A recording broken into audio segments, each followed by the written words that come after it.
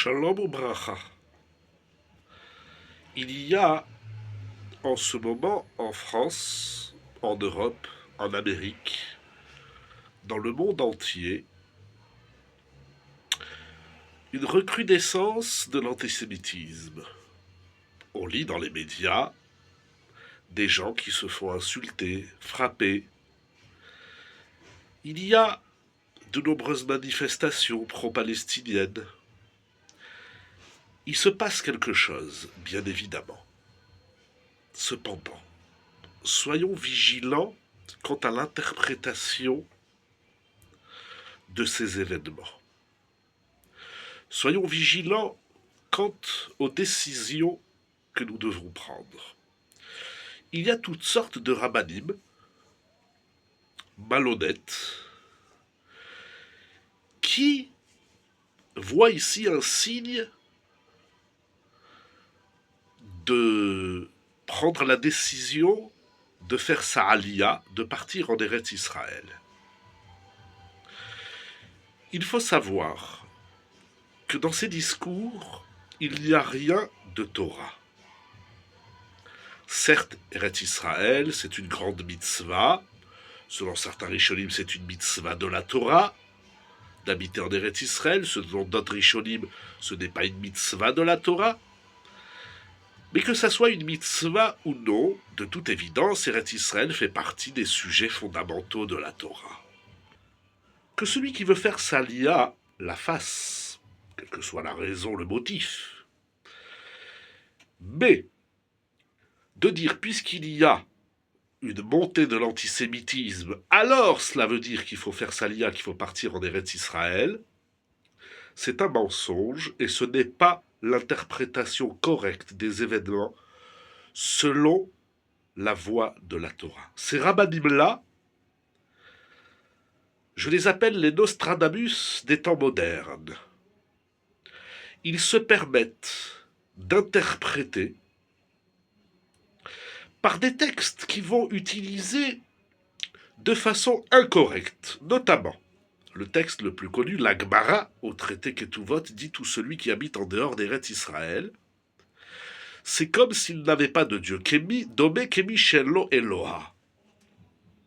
Alors on fait peur aux gens, on le dit, tu vois, tiens en Chutz Laaretz, donc ta Torah elle vaut rien, c'est comme si tu n'avais pas de Dieu. C'est une tricherie monumentale. Le Maharal à Kadosh, ainsi que le Shitabeku Betset dans Masechet Ketuvot disent que ce texte qui nous dit que celui qui habite en Eretz Israël, il a un Dieu, et celui qui est en dehors d'Eretz Israël, c'est comme s'il n'a pas de Dieu. D'abord, c'est pas dit qu'il n'a pas de Dieu, domé, cela ressemble.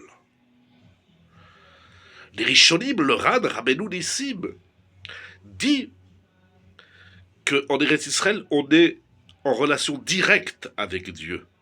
Alors qu'en Chutz Laaretz, on passe par les intermédiaires, les malachim, les anges.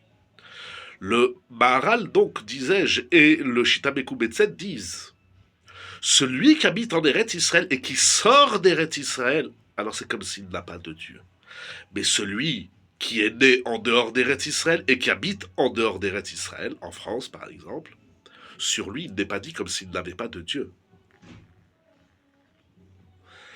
D'ailleurs, les gens qui sortent d'Eretz Israël pour les vacances, ou pour un mariage, pour du tourisme, ou pour un enterrement, ou pour aller voir leurs parents qui sont en dehors d'Eretz Israël, ont-ils le droit de faire ça? Vous savez que ce sont des grandes questions de halakha. Les gens, ils pensent qu'ils habitent en Eretz Israël, ils ont le droit de sortir à tout va. On n'a pas le droit de sortir d'Eretz Israël. Celui qui habite là-bas, il n'a pas le droit de sortir. Dans quel cas, dans quelles conditions, dans quelle situation on a le droit de sortir? C'est une question. Il n'y a pas d'évidence dans la Torah. Moi, ce que je veux dire est mettre en garde les gens naïfs qui ont entendu un discours. Tu veux faire ta lia, il n'y a pas de problème. Ça va dépendre où tu vas habiter, dans quelle ville, où tu vas inscrire tes enfants à l'école, dans quel métier tu vas travailler, etc. On part pas en Eretz Israël comme ça, sur un coup de tête. Ce que je déplore, c'est la facilité d'utiliser la naïveté des gens et de leur dire, puisqu'il y a l'antisémitisme, donc il faut aller en Eretz Israël. Ça, c'est pas Torah. On voit d'ailleurs dans notre parachat Aïkev, que Moshe Rabbeinu, déjà depuis le début du livre de Devarim, en réalité sur toute la longueur du livre de Devarim, qui est le dernier discours de Moshe Rabbeinu, combien il met en garde les enfants d'Israël. Il leur dit, vous allez arriver en Eretz Israël, qu'est-ce que vous allez faire là-bas? Arriver en Eretz Israël, ce n'est pas une finalité. Absolument pas. C'est pas ça y est, je suis arrivé en Israël, ça y est, je suis dans le Gan Eden, je suis au Lababa. Absolument pas. Moi, je me bats contre les Nostradamus des temps modernes qui prophétisent des choses graves, mensongères, qui font peur aux Français de façon incorrecte, injuste, et surtout, ce n'est pas de la Torah. Attention à ces rabbinim, si on peut d'ailleurs les appeler ainsi, par leurs discours qui sont très très très graves. Et alors ceux qui menacent de mort le président français de la République, ils nous mettent à nous les juifs français en danger. On doit avoir le respect de la malchoute. Akadosh Baruch Hu a demandé à Moshe Rabbeinu de respecter Paro. Il faut faire attention. On a une Torah, une belle Torah. Moshe Rabbeinu dit aux enfants d'Israël, vous allez aller en Eretz Israël, mais vous avez une mission, vous avez un message. Et en Eretz Israël et même en Chutz Laaretz.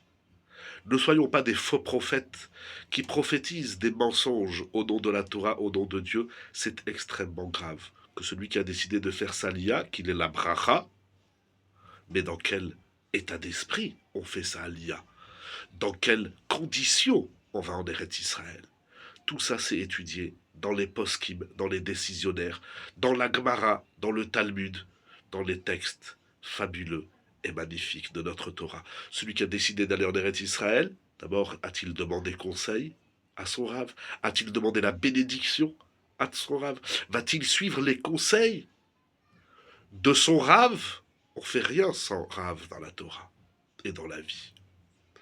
Suivons les conseils fabuleux de Moshe Rabbeinu, inscrits dans notre parachat de Aïkev et dans tout le livre de Devarim, afin qu'Akadosh Baruch Hu rassemble tous les exilés et nous ramène en Eretz Israël selon sa volonté, son désir et son message. Attention aux Nostradamus des temps modernes. Shabbat Shalom ou Mevorach.